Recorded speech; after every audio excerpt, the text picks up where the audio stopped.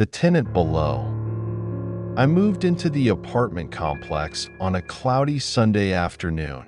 The place was old, the kind of old that carried whispers in the walls.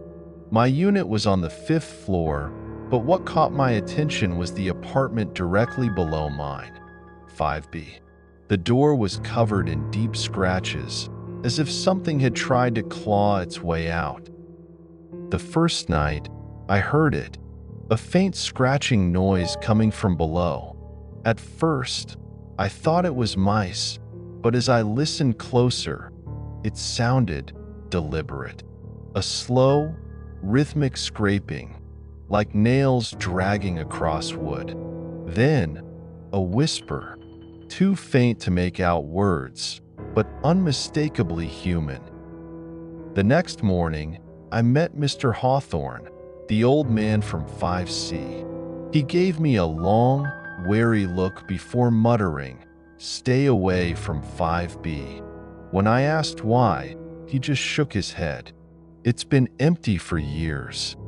I felt a chill. The scratches, the whispers. Who was living there? That night, curiosity got the better of me. I tried the doorknob of 5B. It turned easily. Inside, the apartment was abandoned. Dust coated every surface. A broken mirror leaned against the wall, reflecting something that wasn't me. The air was thick with the scent of mildew and something rotten. Then, I heard breathing, not mine. I turned to the mirror, and my reflection smiled at me. But I wasn't smiling. I stumbled back as the thing in the mirror moved forward, stepping out into the room. I couldn't breathe. It reached out with long, skeletal fingers and whispered in my voice, "I finally found you." The door slammed shut behind me. I ran. I burst out of 5B, back into the hallway, but something was wrong.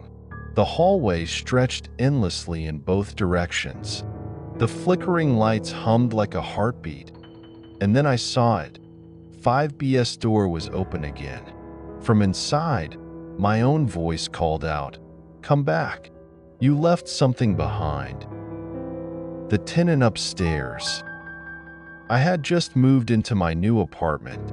The building was old, the kind with narrow hallways and doors that creaked no matter how gently you closed them. My unit was on the 4th floor, and I soon learned that the tenant directly above me was quite restless. Every night around 2 a.m., I heard the noises. Footsteps pacing back and forth, sometimes stopping right above where I slept. The sound of furniture scraping across the floor. Occasionally, there was a dull thud, like something heavy dropping. It wasn't loud enough to complain, but enough to unsettle me. I tried convincing myself that it was just an insomniac neighbor, but the more I listened, the more I realized something was off. After a week of these disturbances, I finally spoke to the building manager. He gave me a confused look when I mentioned the apartment above mine. That unit's been vacant for over 6 months. No one lives there. My stomach twisted. I stammered, "But I hear someone up there every night, walking, moving furniture." The manager hesitated, then sighed. "The last tenant, she disappeared. One day, she just never came out of her apartment. Police broke in, but there was nothing, no sign of her. The unit's been locked since." I felt a chill creep up my spine. I had to see for myself. That night, armed with a flashlight, I forced the door open. The apartment smelled of rot. The furniture was overturned, as if someone had left in a hurry. The walls were covered in scratches, deep, desperate marks. My flashlight flickered as I stepped further inside. Then I saw it.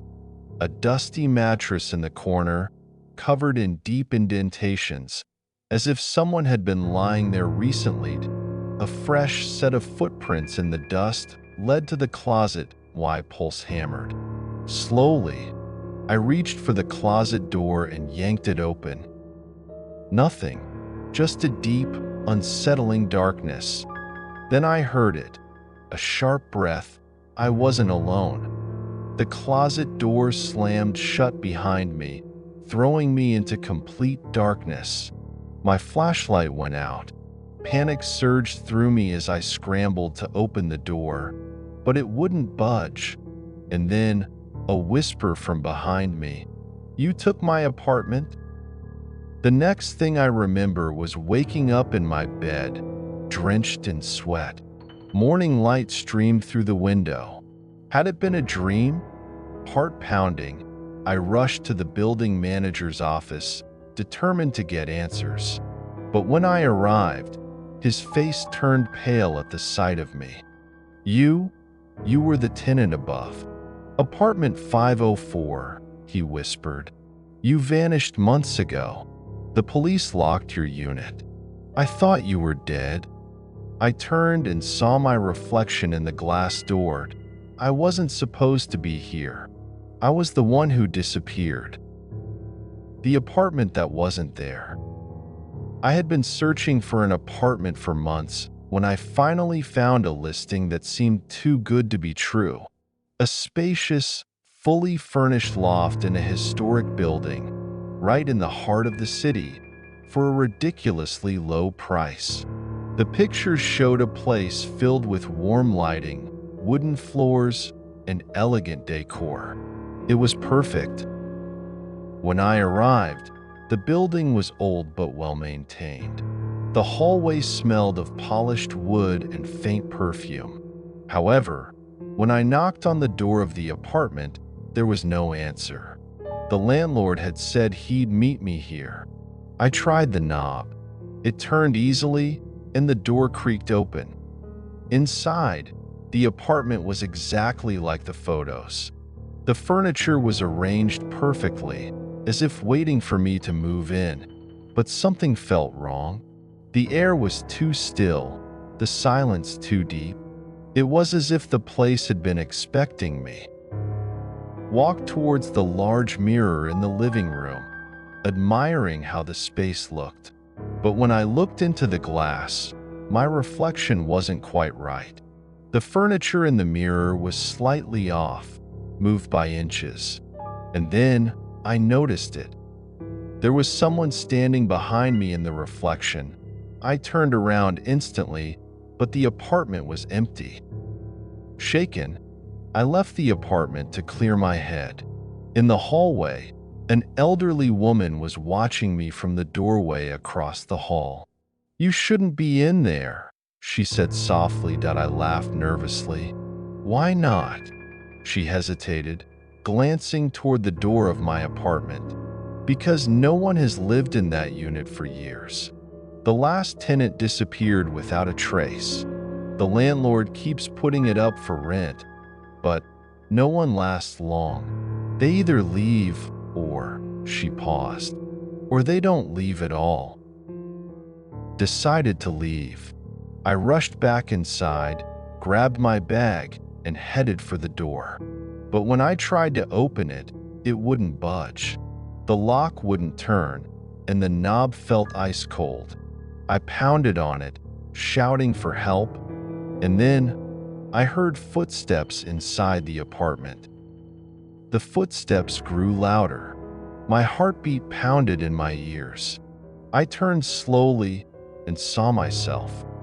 Another version of me, standing across the room, staring back. Her eyes were hollow, her skin pale and waxy.